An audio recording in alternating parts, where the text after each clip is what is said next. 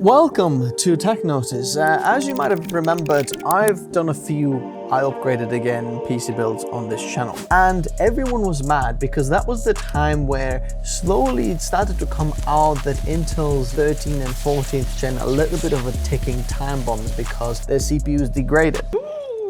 That's a bingo. So I upgraded my personal editing rig here that's been used pretty much 24/7. If we're not editing, it's chopping salad or doing something else. It's been 84 years. Since 2022. So that's 4 years now that we've been running this 13900K. And since then, I've also added another editing PC on the other side of this shot over there. And that is running the 14900K. And that's been running over 2 years, exactly the same setup. So I've got now experience after 4 and 2 years. How are these ticking time bombs holding up? And have we lost any performance in the 4 years?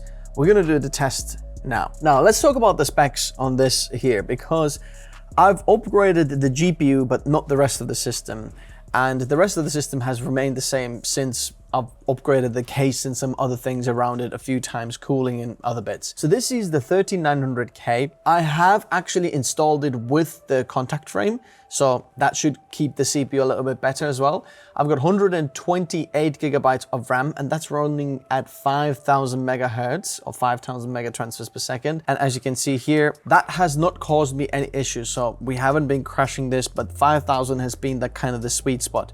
I did run it at first with 5200 megatransfers per second, but I started to see some crashes and whatever. But now, like the last year or two, I haven't had any crashes because of this RAM, so that's rock solid. I've got two NVMe's. I've got the Solidigm P44 Pro as an operating system drive, one of the best ones, and then the FireCuda 530 as a cache drive inside the PC. We're editing everything off the NAS, which is just outside the shot over there, and that's a Thunderbolt 4, so I'm connecting via Thunderbolt. That's NVMe NAS, the QNAP one, and then we've got connected 10 gigabit Ethernet to all the other archival NASs that are hard drive based. So we're using different kind of storage methods. And then finally, we've got RTX 5090 in here now, just because we're using a lot of H.264 and 5 codecs, LongGOP, and then that really helps us actually timeline playback with some of the 42210 mid H.264 codecs,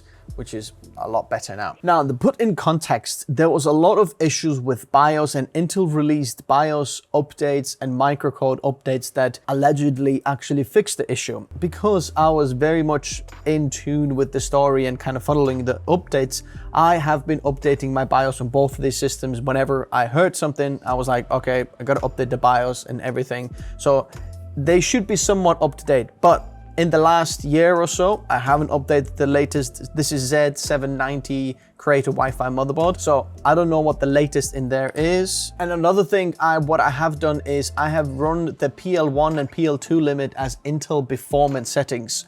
So at first they were unlocked and I was running like unlimited power, but then that didn't give me really any extra performance. I'm running them what Intel calls performance settings, and that is 253 watts PL1 and PL2 limit, so it can just sustain 253 watts.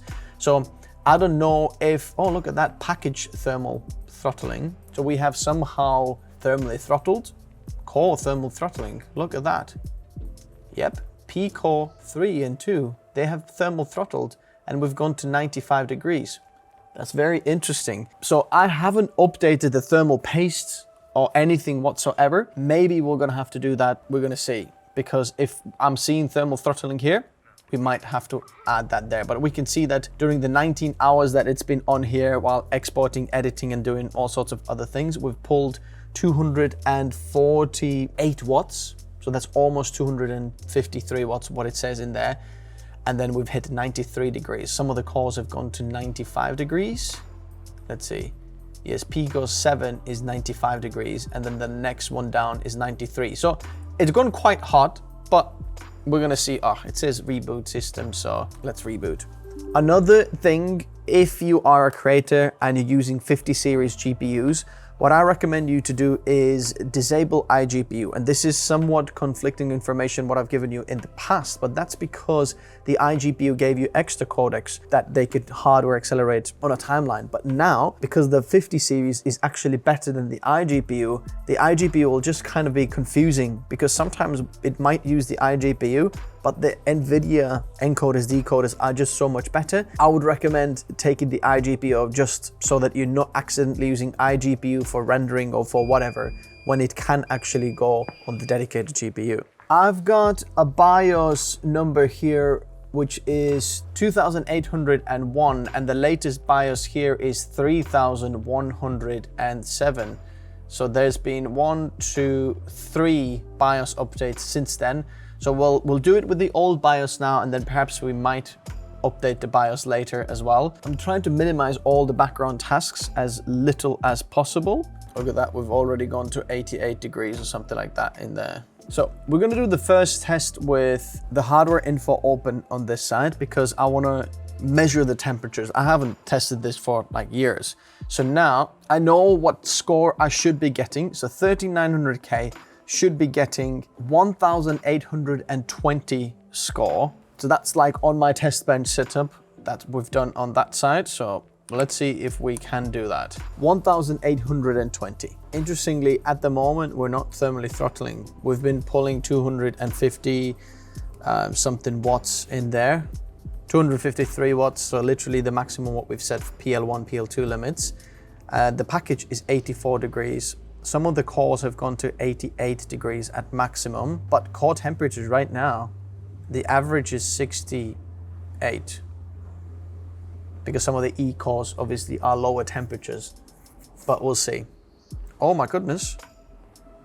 Right now, the predicted score in there is 1951. Okay, with the hardware info running, we're getting 1971. The BIOS updates actually have worked better. What I have scores on the side there is 1820 on the 3900K. In my test bench setup, the 14900K, which we can test on the other side, should have reached 1906, and we're still better in here, and we're still running Intel stock settings. So I'm super happy about that. Let's do the single core as well, because that is a little bit of a longer test, but I want to see if that is still the same as well. Can we reach those same clock speeds?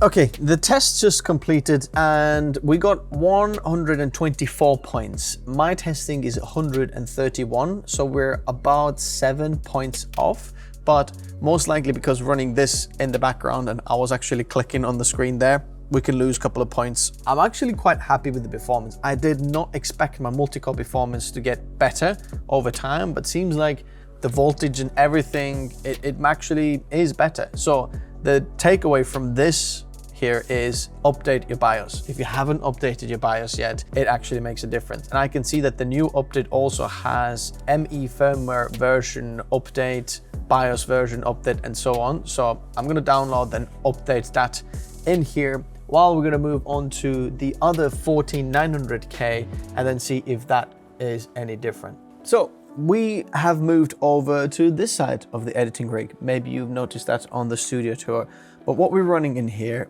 is the Interstellar PC. So this is 14900K. We've got 64 gigabytes of RAM, and the RAM is actually running faster. On here, we're running the RAM out of the memory specs, really, or the factory specs, because I know that with 2 sticks, the Intel IMC is so good and it can keep up with it. 64 gigabytes, 6400 megatransfers per second, not an issue whatsoever, ever has been. It's not a problem there. The SSD there that we're using is Samsung 99 Evo Plus 2 terabytes, one of the best and fastest Gen 4 NVMe drives for operating system. And interestingly, I still have the graphics card's iGPU on here because we're running the RTX 4080 on there as the GPU. So that is not 50 series because this is not like the main editing. So we're not gonna be as heavy in here, and this doesn't matter as much in here. I think this is still like a fantastic GPU, and the iGPU helps here with the Intel side. But let's see if the multi-core will be as good as ever. So this has been 2-3 years since we've built this, and the score to beat here is 1906. We're pulling 253 watts, and the TRYX panorama cooler is doing a really good job here right now. It's not thermally throttling. 2017 points, and look at that. In the end, looks like the core thermal throttling actually happened, but we only went to 89 degrees, so that is nowhere near thermal throttling. 253 watts pulled, and we're doing good. Great job. 2017 points, that's like still pretty good to me. Let's do single core as well. That's going to take probably longer time. The score to beat now here is 138 points.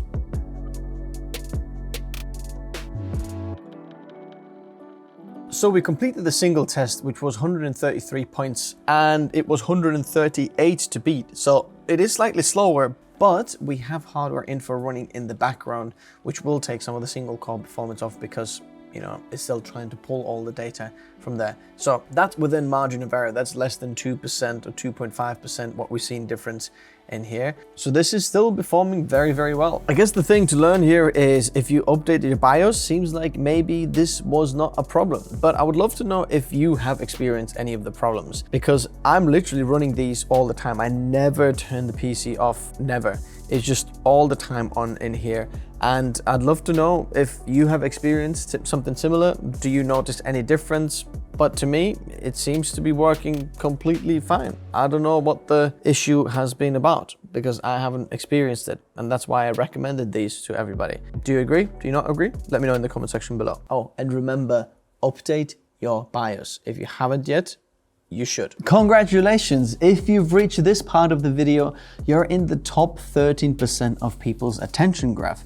And there's more than 50% chance that you seeing this means you're not subscribed. So consider subscribing, hitting that bell icon, liking the video. It would mean a world to us. If you'd like to get detailed access to our internal benchmark database of CPUs, GPUs, SSDs, and so on for creators, then may I invite you to sign up to our newsletter, where we send out relevant information a couple of times a month when there is information. I'm not interested in flooding your inbox.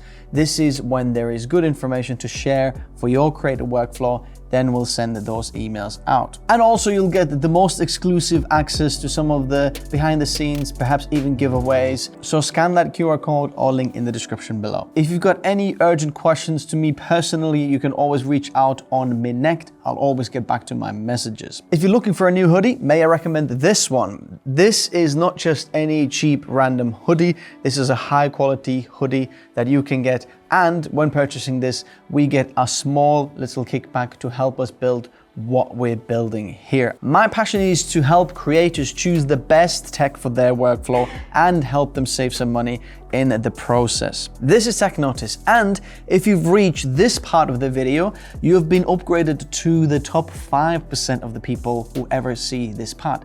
And now YouTube thinks that you'll like this video, and if you haven't subscribed, you can do it on this side. Thanks very much guys for watching. See you soon. Bye-bye.